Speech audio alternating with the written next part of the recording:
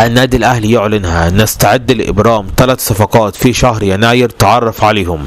أكد مصدر من داخل النادي الأهلي على أنه بعد الاستقرار الفني على تأجيل أي صفقة جديدة للميركاتو الشتوي في شهر يناير القادم، تم الاستقرار على تحديد 3 مراكز النادي الأهلي بإذن الله بنسبة كبيرة هيدعمهم في الميركاتو الشتوي القادم. ال3 مراكز هم: المهاجم على حسب أداء محمد شريف وجراديشار، لو أدائهم غير مقنع حتى الآن أنهم يكونوا المهاجمين الأساسيين، فأن النادي الأهلي سيتجه نحو التعاقد مع مهاجم جديد. المركز الثاني هو الظهير الأيسر، في حال فشل محمد شكري في إثبات نفسه أنه لاعب أساسي ويستحق قيادة الجبهة اليسرى للنادي الأهلي، قد يتعاقد النادي الأهلي مع ظهير أيسر أجنبي تحت السن.